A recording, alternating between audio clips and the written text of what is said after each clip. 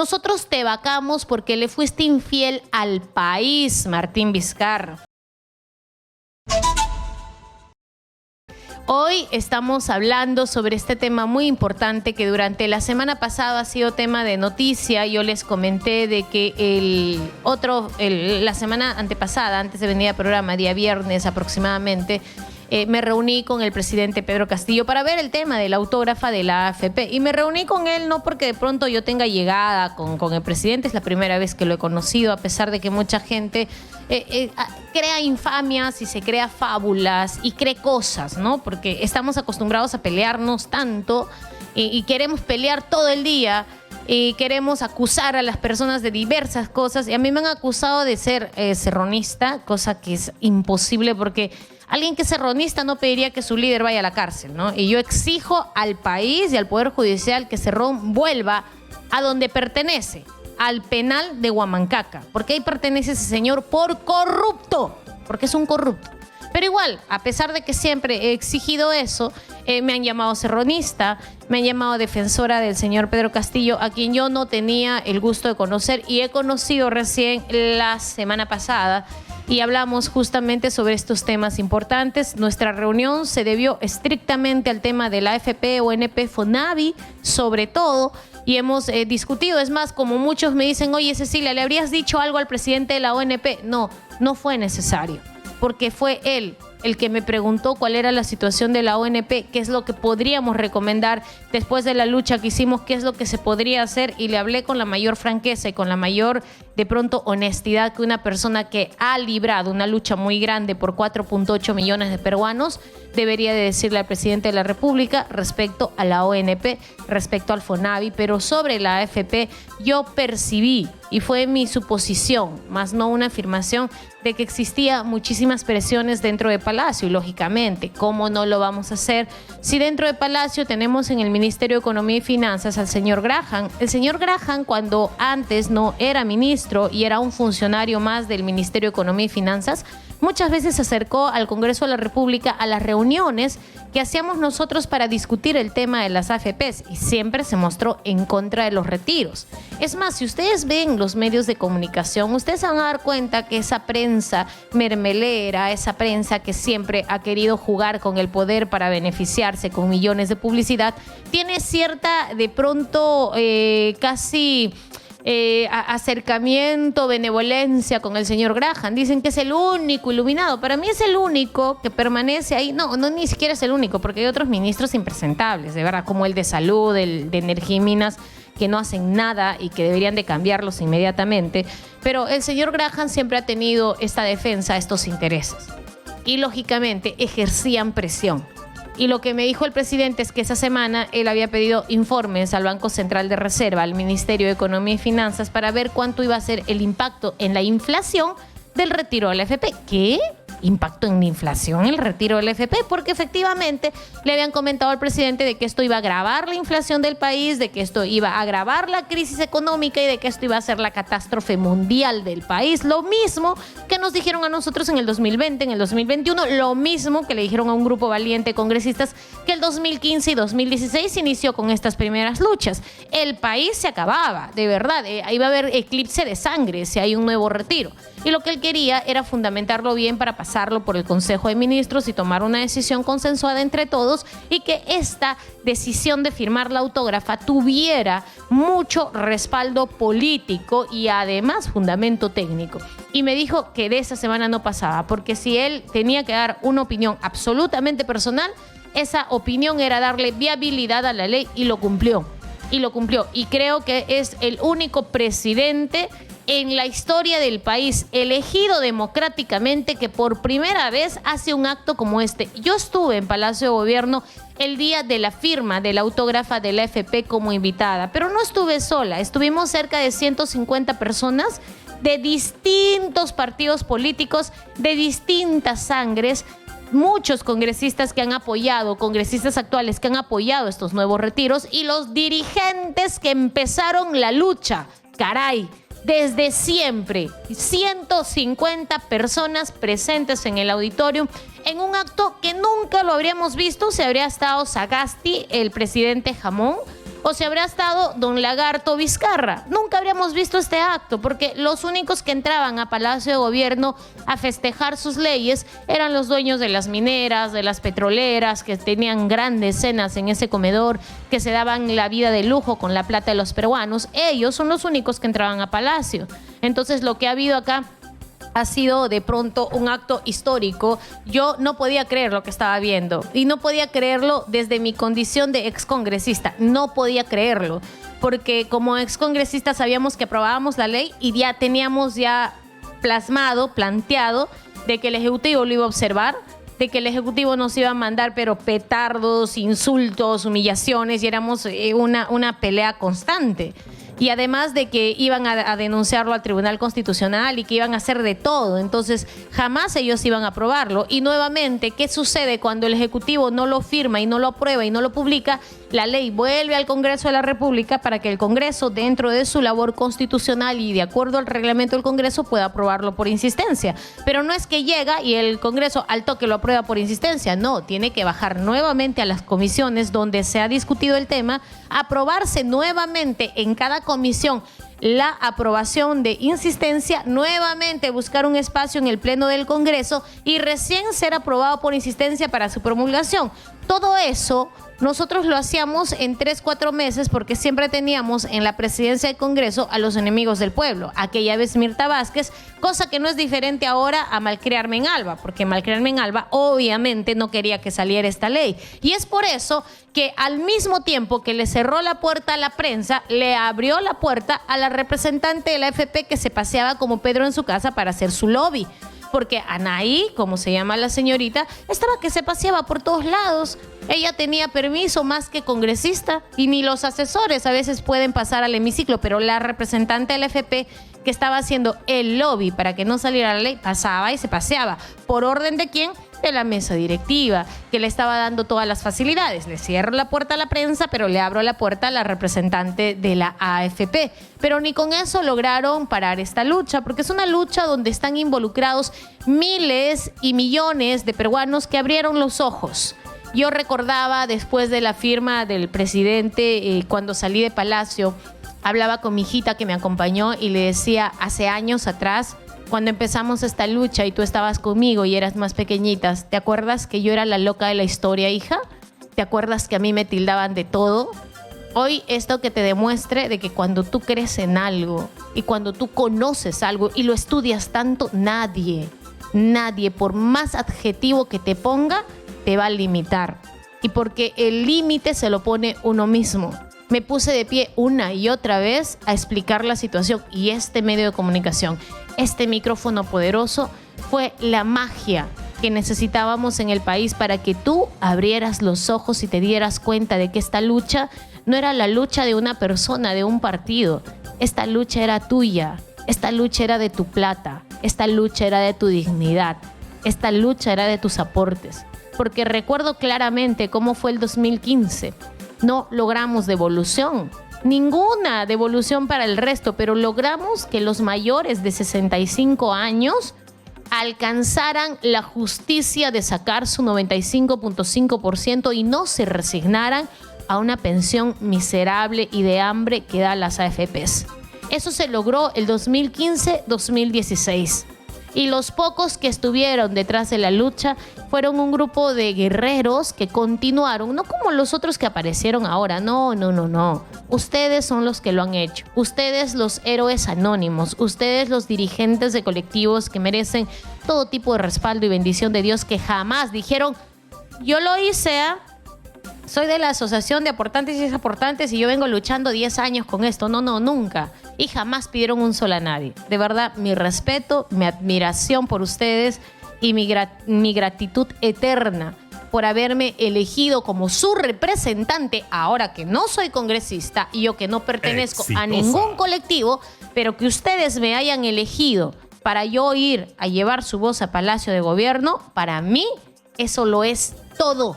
Eso lo es todo. Y porque tenían la confianza que al momento de estar en Palacio de Gobierno yo jamás iba a hablar de otros temas que no sean de nuestras luchas. Pero hablando del Congreso de la República y de malcriarme en Alba y de cómo el Congreso de la República debería de trabajar por leyes a favor de la población. Debió de haber aprobado la ley FONAVI hace 9 meses, no lo hicieron. Debió de haber aprobado la ley FP, pero le pusieron 1000 obstáculos, tanto que demoró tanto tiempo. La señora Montesa, una vergüenza en la Comisión de Economía, de verdad. Siempre a favor de los grandes y en contra de los pequeños. Y situaciones como esta a las que estamos acostumbrados hoy, malcriarme del Alba nuevamente hace noticia por engañar a Huancavelica, la gente de Acobamba, específicamente a la gente de Leclespampa. La señora estuvo en este distrito, en este poblado, que tiene una necesidad real. Leclespampa no tiene agua, no tiene desagüe, no tiene servicios básicos. Y la señora ha ido, la pobrecita primero se afectó por la altura. Y pobrecita, no puede más la malcriarme, ¿no? Ni toda la plata que se está llevando del Congreso de la República en remodelaciones y compras, toda la plata que se está gastando del Congreso de la República, los 70,000 soles anuales de peluquería que gasta la señora malcriarme, porque esto no se había dado hace mucho tiempo. Habían congresos y congresos, pero ninguno se estaba gastando la plata en peluquería. La señora sí, con tu plata, contigo, sí, de la olla común, con tu plata, tú que no tienes para comprar tu arroz, tu azúcar, con tu plata, la señora se paga su peluquero. Se gasta 70,000 anual en peluquería, porque ella tiene que estar regia. ¿Regia para qué? ¿Regia para qué? Exitosa. Si es una persona que nos ha demostrado su soberbia y de pronto lo pobre que es como ser humano. Pero en realidad ella viajó a Leclespampa y casi se desmaya la señora y fue con todo su séquito de asesores modelos a uno, gastándose la plata del Congreso, pero qué barbaridad de dinero, llevando a gente que de verdad por primera vez se iban ellos de turismo, ofreciéndole a Leclespampa una ley que declare de necesidad pública y de interés nacional que les pongan agua y desagüe. Y alguien tiene que abrirle los ojos a los pobladores, que eran pocos los que se dejaron engañar, porque muchos de ellos no estuvieron de acuerdo con que ella viniera, pero unos cuantos sí que creían de que la señora podría hacer algo por ellos. Hermanos de Leclespampa, en Huancavelica, Cobamba, déjenme decirle con el mayor cariño que los han engañado. La señora no tiene capacidad de poder ayudarlos, porque así el día de mañana apruebe la ley y se promulgue la ley y salga la autógrafa de ley, es un saludo a la bandera. ¿Y por qué es un saludo a la bandera? Porque estas leyes declarativas del Congreso de la República no tienen ninguna acción. Y les cuento cómo de pronto, hace más o menos unos 12 años atrás, ojo, Leclespampa, Acobamba, Huancavelica, hace 12 años atrás, se declaró de interés nacional y de necesidad pública el mejoramiento de la carretera central que va a Junín, que va a Huancavelica. 12 años atrás. Se volvió hace 5 años aproximadamente a declarar de necesidad pública y de interés nacional la ampliación y mejoramiento de la carretera central. Y hasta el día de hoy, hermanos, no pasa nada. ¿Y saben por qué? Porque estas leyes del Congreso declarativas son un saludo a la bandera. Es simplemente declaramos de interés nacional, ok, y si la autoridad no hace nada, no pasó nada. Los únicos que pueden ayudarlos a ustedes son los del Ministerio de Vivienda, Saneamiento, todos los ejecutivos. El Congreso es legislativo, legisla. No puede sacar leyes que tengan gasto nacional. Ellos no pueden ordenar, no tienen esa facultad. Los están engañando y los han engañado. Y los han engañado a ustedes. Y ella ha ido a vestirse, a darse su baño en popularidad, rajando de la gente que ella tanto critica. ¿Qué le apestaba cuando estaba allá en Leclespampa? ¿Vieron la cara que tenía?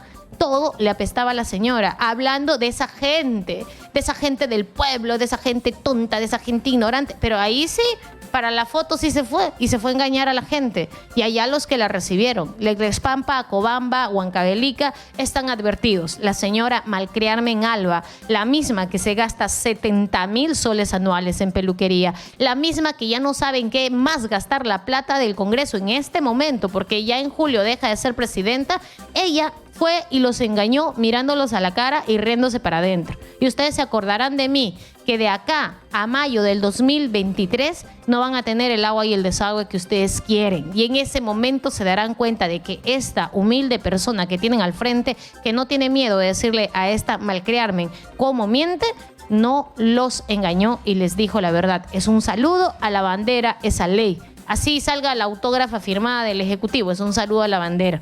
La carretera central tiene 2, 3 leyes hace muchísimos años y no pasa nada, pero la señora no sabe qué más gastar. No sabe qué más gastar, ya no sabe qué más remodelar. Y el Congreso de la República estaba en perfectas condiciones. Remodela tras remodela, amplía y miente.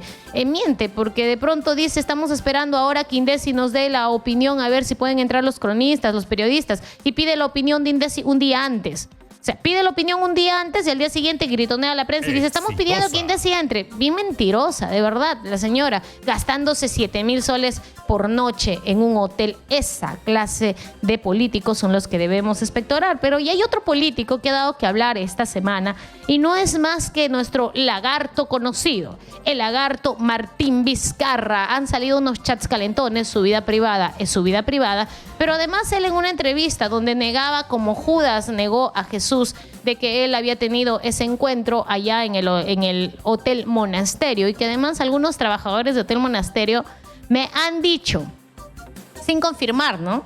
Me han dicho de que efectivamente ese es el número de habitación en el que estaba el señor Vizcarra o que estaba a nombre de su comitiva. Qué casualidad, ¿no?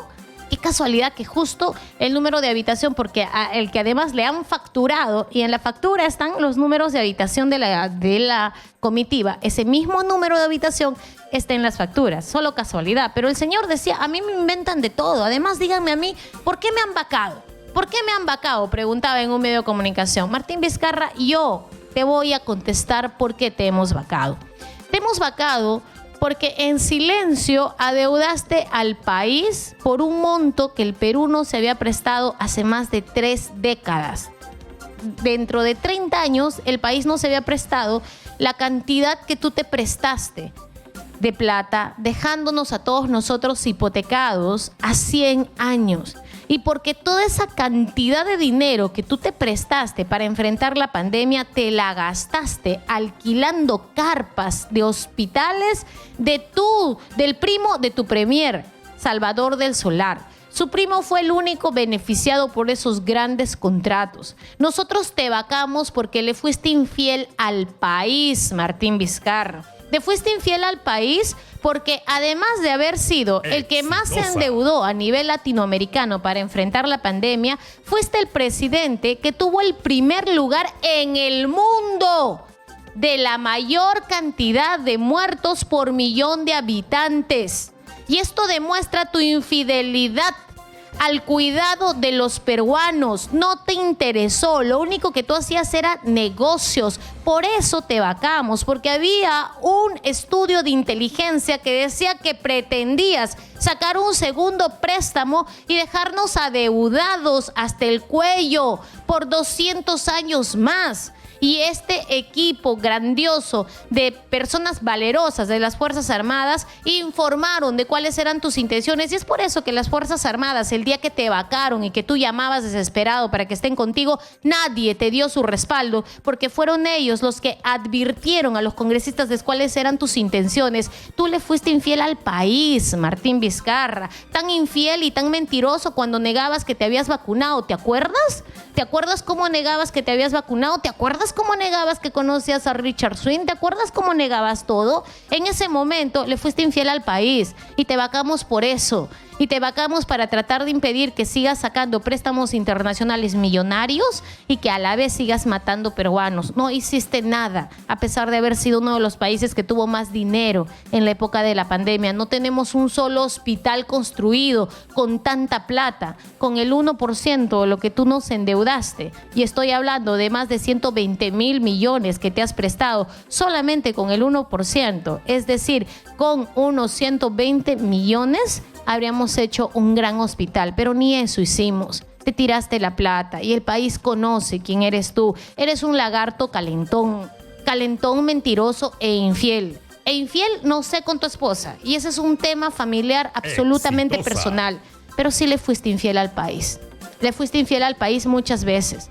Y así como estás enfrentando el proceso de Obrainsa, ojalá algún día la justicia caiga y tengas que enfrentar el verdadero proceso de rendirle cuentas al país de dónde está la plata que te prestaste, la plata que te gastaste y la plata que no evitó que nosotros tuviéramos menos cantidad de muertes, a pesar de haber tenido mucho dinero en la pandemia. Lideramos hasta el día de hoy ser el país que tuvo la mayor cantidad de muertos en pandemia. Le hemos ganado a países como Haití, le hemos ganado a países africanos, le hemos ganado a todos y eso demuestra que jamás te interesó el país, que siempre estuviste de espaldas a nosotros. ¿Querías respuesta de por qué te vacamos?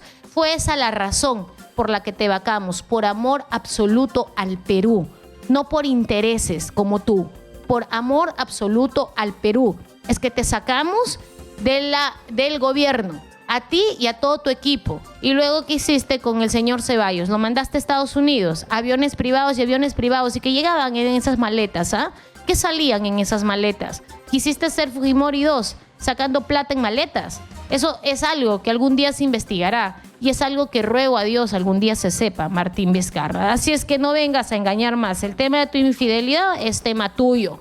Arréglalo. Ahí a tus calenturas las solucionas tú. Pero aquí se te dice las cosas como funcionario público. Y fuiste el presidente que nos dejó adeudados y que nos dejó liderando el ranking del país que tuvo mayor cantidad de muertes por millón de habitantes, lo que demostró que tu manejo en pandemia fue una puchedumbre real. No teníamos ni siquiera medicinas, Vizcarra. Y porque tu amigo importaba las caretas faciales, sacaste un decreto de urgencia para que todos estuviéramos obligados a comprar caretas faciales. Todo es negocio, pues. Todo es negocio contigo. ¿Qué podemos hacer? Si tú eres una persona que se acostumbró a ver la política como negocio, ¿acaso no dicen que desde Moquegua ya le cobrabas Obrainsa? ¿Acaso no saben lo que has hecho allá con estos grandes terrenos que hasta el día de hoy no funcionan después de haber hecho proyectos de irrigación millonarios? Ese eres tú, Martín Vizcarra. Ese eres tú. Y alguien te lo tiene que decir. No seas conchudo de hacerte el inocente que todo el país te conoce. Ahora, niega lo que has hecho, es tu problema. Pero tu factura dice claramente que esa habitación estuvo dentro de tu comitiva. Y lo dicen los mismos trabajadores de monasterio, que lógicamente no van a salir a dar entrevistas porque van a perder su trabajo, pero también hablan y también saben con quién se está tratando. Son las 10 de la mañana con 27 minutos. Antes de irme a la primera pausa comercial, yo quería hablar desde algo muy importante para que nosotros como peruanos debemos de impulsar de aquí en adelante, que es la reforma del sistema de pensiones.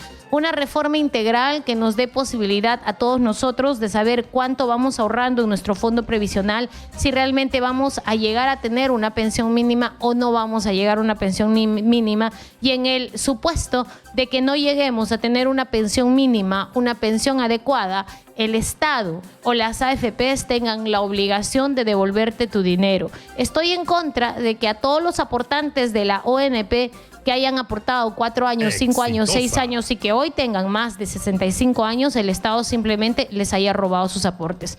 Eso no lo considero adecuado. Eso a mí me parece que se tiene que solucionar de alguna manera y de algún modo. Y formas de hacerlo existen. Existen formas de hacerlo. Hay mucha preocupación por la situación del país, por cómo se está gobernando, por la intromisión que tiene este corrupto, sentenciado además por corrupción, a quien yo no sé por qué la gente le cree, al señor Vladimir Cerrón, que tiene un discurso para afuera, pero dentro tiene un comportamiento y tiene una forma de actuar totalmente diferente. A todos los seguidores de Perú Libre, simplemente evalúen al líder, al que se llama líder de esta organización. Cuando el señor solamente habla con 2 o 3 personas y a todos ustedes les da la mano, pero jamás los va a hacer parte de sus decisiones.